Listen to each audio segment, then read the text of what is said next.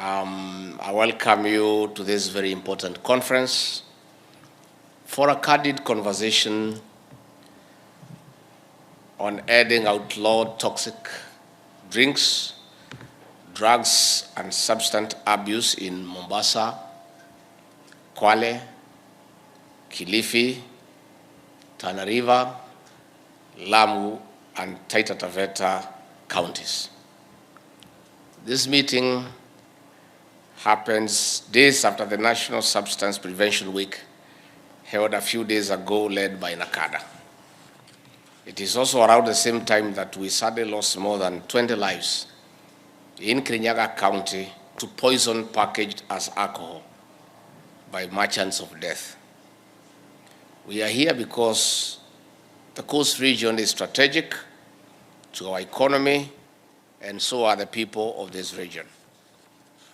The immense contribution from the arts and culture, tourism and hospitality, trade and logistics through the Mombasa, Lamu, and other ports, the blue economy, among other socioeconomic activities, contribute immensely to our GDP. That is why the Ruto administration is working with partners in expanding the investment portfolio for this region to reach its full potential. We therefore cannot afford to leave the people of this region behind as we transform Kenya. We must transform Kenya together. But they cannot do so with high crime rates, little to no education, minimum to no skills and expertise, diseases, especially HIV and AIDS, and tuberculosis, among other challenges. Officers of government, ladies and gentlemen, most of these challenges are directly linked to high rates of consumption of alcohol, drugs, and substance abuse. The youth, the hope of this region and our nation, Kenya, are sinking in illicit brews, drugs, and substance abuse. Against a perception that the region is mainly affected by drugs, alcohol consumption stands at 13.9%, against a national average of 11.9%. The youth between 15 and 35 years are the most affected. Cases of children aged 11 years and even below abusing alcohol and drugs have been reported in this region. Of deep concern is that illicit brews are also thriving in this region. Indeed, between January and September 2023, over 160,000 liters of illegal poisonous brews were nabbed in this region. Kilifi County has the highest usage of packaged and traditional alcohol, while Mombasa is leading in consumption of changa. Taita Taveta has the highest use of second-generation alcohol. Officers of government, ladies and gentlemen, while Mombasa and indeed the coast region was mainly a transit of illegal drugs and substances, it has now become a profitable destination with a thriving market. Hard drugs, including heroin and cocaine, have permeated the region, with the most affected counties being Mombasa, Kwale, Kilifi, and Lamu. Nationally, about 26,000 people inject themselves with heroin, cocaine, and other hard drugs, and of these, 89% are youthful men. Mombasa, Kwale, and Kilifi are among the top 5 counties in the country, accounting for 43% of people who inject themselves with drugs. The other 2 counties are Nairobi and Kiambu. Latest reports show that Coast now hosts up to 18,000 users of injectable drugs, and mainly our young population. One of the biggest negative impacts of injections is the spread of HIV/AIDS. In Kenya, the prevalence of HIV/AIDS among people injecting drugs is 18.7%, against 4.3% among the general population. This is about 4 to 5 times risk of contracting the virus through sharing of needles and syringes. Besides HIV, they are exposed to hepatitis B and C. Because of rejection from families and stigma from society, most drug abusers stay together in dens and dungeons. This increases the risk of contracting tuberculosis and other communicable diseases. Officers of government, ladies and gentlemen, crime rate is also very high at the coast, particularly in Mombasa County.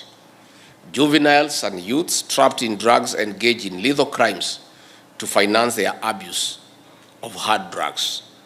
As you may bear witness, the deadly gangs, armed with crude weapons, terrorize people in Likoni, Kisauni, the Old Town, among other areas. At family level, domestic violence has been linked to alcohol, drugs, and substance abuse.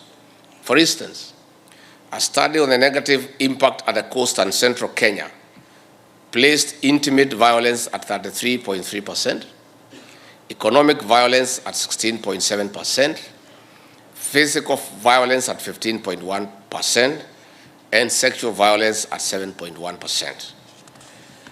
Ladies and gentlemen, with about 18,000 injectable drug abusers in this region, we cannot sit back and watch as our young people are driven to extinction.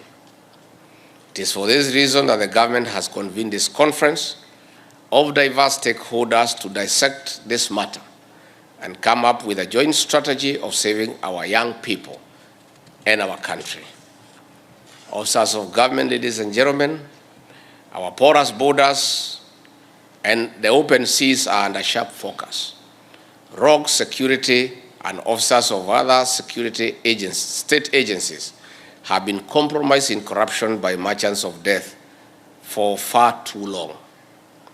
Brewers of poisonous alcohol, drug peddlers, and barons belong to jail.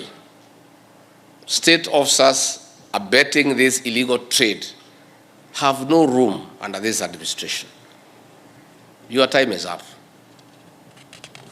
You have two choices: to work or simply just walk away. Life in Kirinyaga County, where police officers had the mindless courage to steal and sell toxic alcohol exhibits with sheer impunity, is shocking. And we are ready to send people to jail, including those who work for government. If you still want to serve this government, you must map out all official and unofficial entry points. Way forward, ladies and gentlemen, in the 6 counties, we only have 2 public rehabilitation centers. Miritini Treatment and Rehabilitation Center in Mombasa, which is run by NACADA, and the Kwale County Government Rehabilitation Center in Kombani. This is against 14 private facilities, charging from 90,000 Kenya shillings or more for a 3-month program. This is not affordable to most families. We cannot concentrate resources on development as our children are ruined and killed. I challenge our counties, led by governors and deputy governors who are here, to channel revenue collected from alcoholic drinks licenses into building and equipping rehabilitation centers. This will be part of the support system in the recovery strategy as we seek to restore the dignity of our young people. Ladies and gentlemen, similarly, none of the 6 counties has enacted a specific legal framework for containing alcoholism and hard drugs. I note that Mombasa County is making progress in developing a legal framework. As I urge the county to expedite this process, I encourage the other governors and county governments to adopt a legal framework to complement national laws in providing a structured approach to defeating drugs. There is also an urgent need to review and strengthen the existing laws on manufacturing, distribution, and sale of alcohol. For a stronger, sustained war, we call for multi-agency actions and political goodwill. On this note, I invite you to an open and candid discussion and look forward to a joint strategy for containing and ending illicit alcohol and substance abuse at a cost. Asanteni sana.